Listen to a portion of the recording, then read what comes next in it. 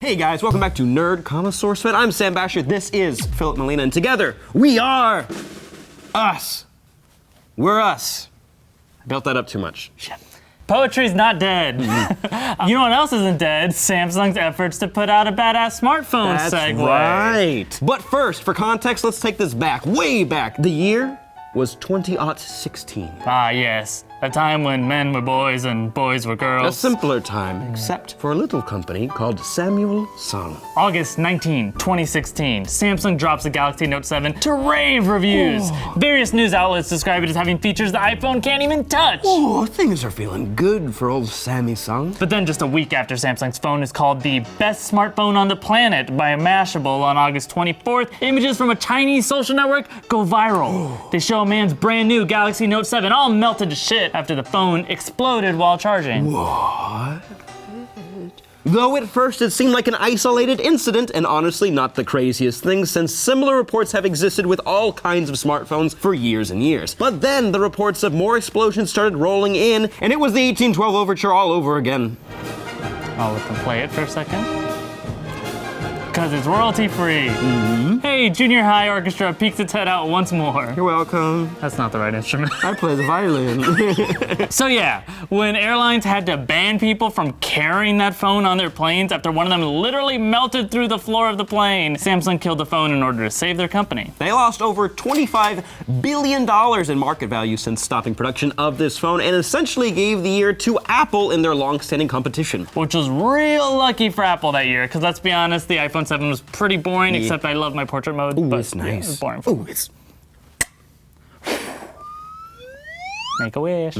So we remind you of all of this to add context to just how important Samsung's latest smartphone reveal is. We're beginning to hear our first rumors about the Samsung Galaxy S8. To be clear, the phone that caused all that drama for Samsung was the Galaxy Note 7. But the thing is, the bad PR gave Samsung just a terrible year on all their phones, and after Samsung had to release a statement saying, no, don't worry, it's the Note 7 that's trying to kill you, not the S7. I don't understand why you're confused. And then the S7 started blowing up too. Not at the same rate as the Notes, but basically, Samsung was branded as the Russian roulette of smartphones. Enjoy carrying a live grenade in your pocket. Oh, and they're washing machines too. Oh yeah.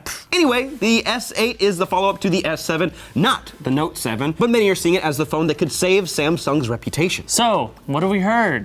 Well, some really good things and some not so great things. First up, leaks report, and this is pretty cool, that the phone's screen size is going to be roughly the same as the S7, but by shrinking the bezel way down, the phones are actually going to be smaller and easier to hold. I'm all about getting rid of that damn bezel. What did it do to you? The damn bezel. The camera's also gonna get a standard upgrade, perform a little better in low light, and taking one of the good features from the Note 7, not the exploding feature, the phone looks like it'll have a little iris scanner, so you can futuristically log into your phone and buy stuff with your eyes. Cool! Also, it's hard to explain this, but the camera can recognize objects thanks to a new AI called Bixby. That's adorable. Right? That's the best of the names. Actually, that technology in general is awesome. Amazon uses a version of it to recognize the objects in your home in case you forget what they're called or something. I don't know why it exists exactly, but all I know is I point my camera at my dog and it pulls up a page full of dog food and dog toys. This is adorable. Without even having to type in the word dog. We could be so lazy. The dystopian Wall-E future is almost within our sweaty, chubby hands' reach. And kind of a shock to many, the S8 is probably still gonna have a headphone jack. Oh wow, what an idea. I'm gonna admit, not having one on my phone means that I pretty often listen to stuff really loudly that I wouldn't have before. I'm very aware of what you listen to on your phone right now. You're the guy at the airport that plays Temple Run on full volume. You're the guy on the subway that listens to YouTube videos full volume. Real cool guy.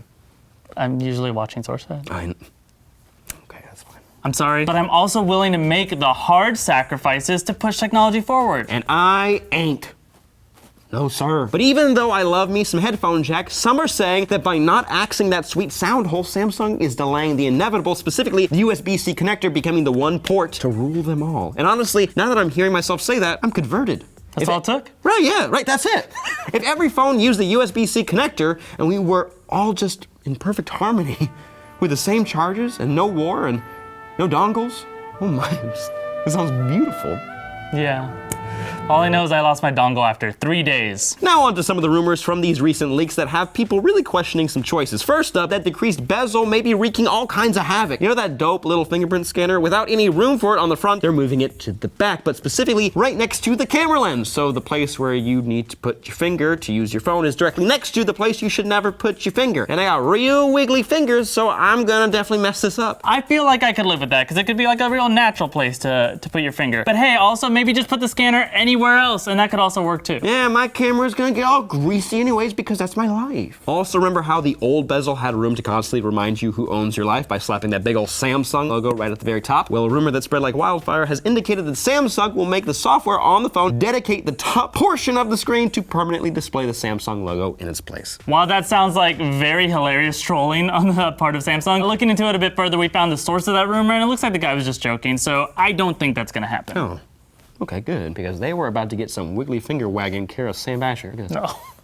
I feel like you should see a neurologist about this. Oh, I'm gonna. I scheduled it. Why is it wet? Oh, it's always wet. Now, all in all, these leaks are probably based off of prototypes of the phone, so nothing is confirmed, so take this news while sucking on a single grain of salt.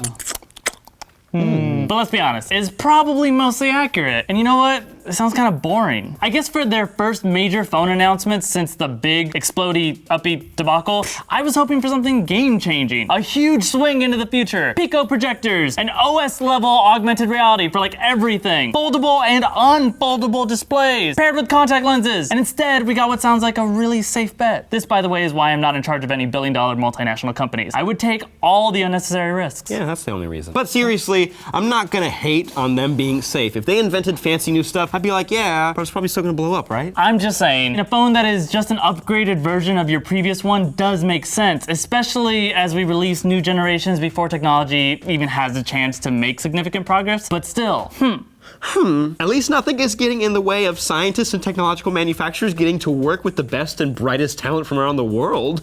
oh boy, don't read the news. Oh, don't worry, I'm too scared to. That's it for us today. Expect to hear more at an official announcement in March, but we really want to know how, if these rumors are legit, you feel about the Galaxy S8. Is it going to be crazy successful? Is it going to be the great redeemer of the Samsung brand? Or is it gonna be a big old letdown? If so, what features do you think a new smartphone needs in order to get your dongle tingling? Ooh. Let us know in the comments or tweet at us at Fimo at Sam Basher. Share this video with your closest friends and subscribe for more news about tech and nerd stuff. And while you're doing all that clicking, click that bell icon that notifies you when we drop a new video. It's like Pavlov's dog. Is that how it works? Yes. Yeah. SourceFedNERD. We make videos that fill your mouth with saliva. It's a new slogan. Look at the top banner. Bye-bye. Bye. Bye-bye. They got 14 nominations? That's huge. That's tied for the most Oscar nominations ever, which only happened before with Titanic and All About Eve. There's a man. Oh!